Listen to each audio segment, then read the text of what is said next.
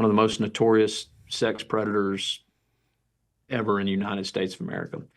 And they asked him, they said, what made you target or what made you go after a specific child? He went after boys, girls, black, white, Hispanic. It didn't really matter. He went after them all. There wasn't a specific demographic he focused on. And the most amazing thing he said, I looked at the father. And if the father wasn't a threat, I would go after that child. That blew me away. He didn't even look at the mother. He looked at the father, and if the father wasn't a threat, so I've started telling him, hey, be a threat. That's a good thing.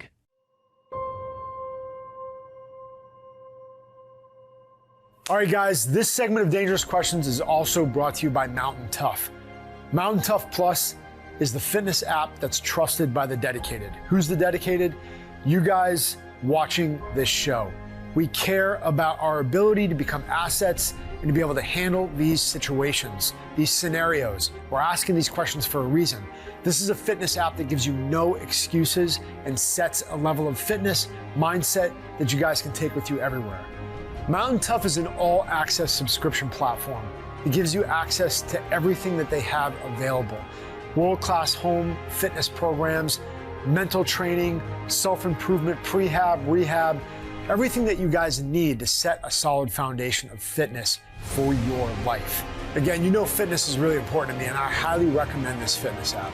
And here on Dangerous Questions, we talk about it all the time. You've got to be prepared. MTNTOUGH is giving an exclusive discount for all Dangerous Question listeners. Use the code DANGEROUS at mountaintough.com on the monthly subscription. You'll get your first month free, and that's on top of the 14-day free trial, giving you guys 6 weeks to test this out. 6 weeks of free training at mountaintough.com. Go check it out. The general public does not know much detail or specifics around what is going on in America when it comes to child exploitation and human trafficking. So if you had the chance to focus on that topic under the umbrella of America, we need to talk, what would you let people know? Yeah, I would, I'd say the first thing I would say is, we don't see what we've seen. I'll try to, and maybe I can send it and you can show it on the podcast. When it goes out, I'll send you a video of, people selling kids in bags in northern Zambia, southern Congo, Africa. We went over there, we met with people. Some people were saying, hey, yeah, this is real. Some of the guys in Africa were saying, hey, this was staged for some, YouTube likes. Never saw it on YouTube. We just had it sent through the threads. And, but for all intents and purposes, it was, they were bagging kids up, selling them for labor purposes. And it was a lady that was doing it. All of that, being said, we don't see that here in the United States of America. Nobody's going to show up in a free candy van and snatch your kids. Now, does that happen? Yes, it does, but it's extremely rare. And it's so rare that when it does happen, you literally have local, state, and federal law enforcement agencies burning an area down to find that child that was taken from their family. So it's extremely rare in the U.S. But what isn't rare, what's not as rare, is our children's digital footprint. And you give your kids a cell phone, you give them a computer, a tablet. If it has access to the internet, it has access to the world, and the world has access to them. We're even seeing now with predators coming in on these gaming devices where you can talk back and forth on these games. And those are really hard to monitor because there's not messages, there's not pictures sent, but they will literally talk your child out of your house. And we see that happening more and more to where they're not having to show up and steal a kid. They steal your kid's mind, and then they get them. And it might be a 3 or 4 year period. And when you see a child's mind that's been taken, I can't tell you how many. There's a guy that's sitting in training just down the hall over here from where I'm sitting at. His son, he was dealing with the same thing with his son. An example I'll give, my nephew is, how old is my nephew?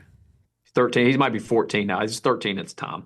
And he had some some lady in her 30s or whatever, mid 30s, sending him some smoke show, sending him nude pics.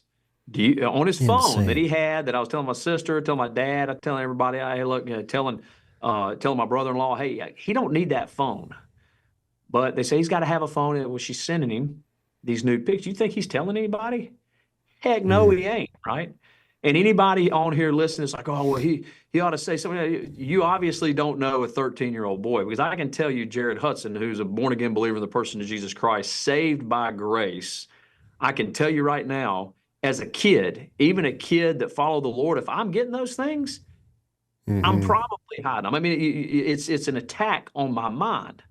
And so he's Yeah. messenger back and forth. And finally, his mom finds out about it. Well, we do some research and digging. It's a Palestinian dude out of New Jersey.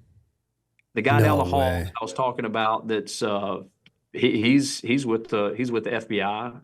And he had the same thing going on with one of his kids. They find out that it's a man, some man from India, I believe, is where the country he was located in, that was chatting with his kids. So they might not even be trying to steal your child from your house.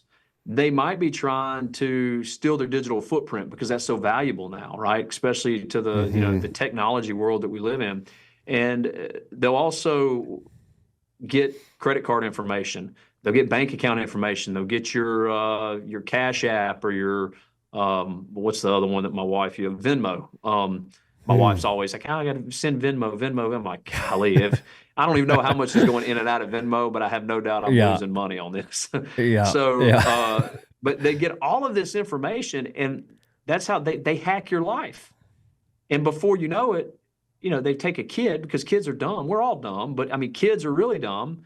And you got the 13-year-old boy who's getting nudes from this chick. She's like, hey, I need a credit card because I need this. So what's he do? He steals mom's credit card from her purse, sends it to her because he's got him a girlfriend sending him nudes.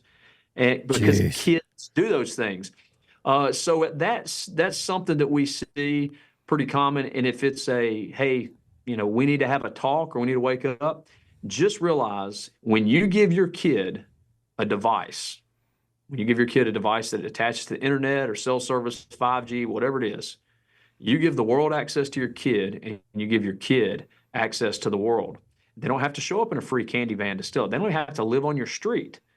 They could Hmm. be, 3,000 miles away and steal your child's mind. And when they steal your child's mind, it is very hard to get that child back. And your Yeah. kids will resent you for it. We see a lot of that. We see kids resenting their parents because they see something going on and they have to put a stop to it. And I would also say it's not just for teenagers or anything like that. It's, 5 and 6-year-old little girls. We had one, somebody reached out recently, and it was a game she was playing with her cousins, but some guy had gotten on it, and he was sending messages and talking to their 6-year-old daughter. Jeez. So I'm telling you, man,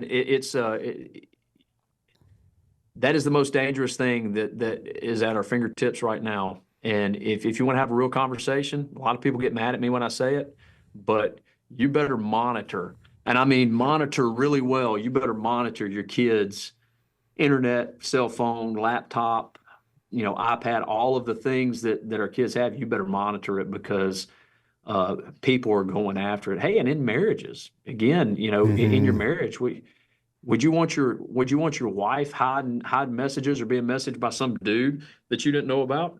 Heck no. And we Yeah. see that happening all the time with social media, ex-boyfriends or ex-girlfriends or whoever getting involved. And before you know it, there's an affair happening, and it's destroying marriages. I just thought of that because you mentioned the 40% divorce rate, I think. Um, Yep. you have to keep a close rein on this technology, especially with our kids. So that'd be the first thing. The second thing that I mentioned that really pisses a lot of people off, but it's very true. I'm in Alabama, right? We have Roll Tide, right? You got Alabama, University of Alabama, one of the biggest party schools in the nation, football, all that good stuff. Well, what do? Our daughters, we use women because they're more easily trafficked. Again, they're more easily victimized than men are. It doesn't mean that men are not. It's just that's the demographic that's generally victimized, is a female demographic, not a male. Mm. Um, at the of age level, let's put it that way. 18, 19 years old, we send them off to college, we send them with money, they party, they drink on the weekends, they do whatever they want.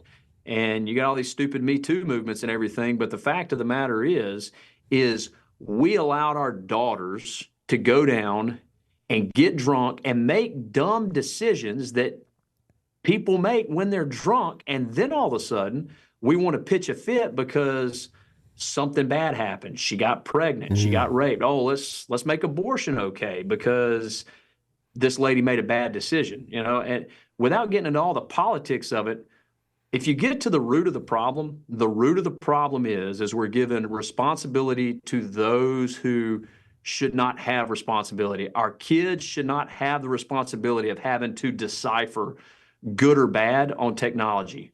We're there to be an umbrella of protection for them. Our kids at age 18, 19, 20 should not have to decipher, hey, should I go in and drink? Am I going to be able to make a good decision to do this? No, because as an adult, we don't make good decisions when we drink too much, right?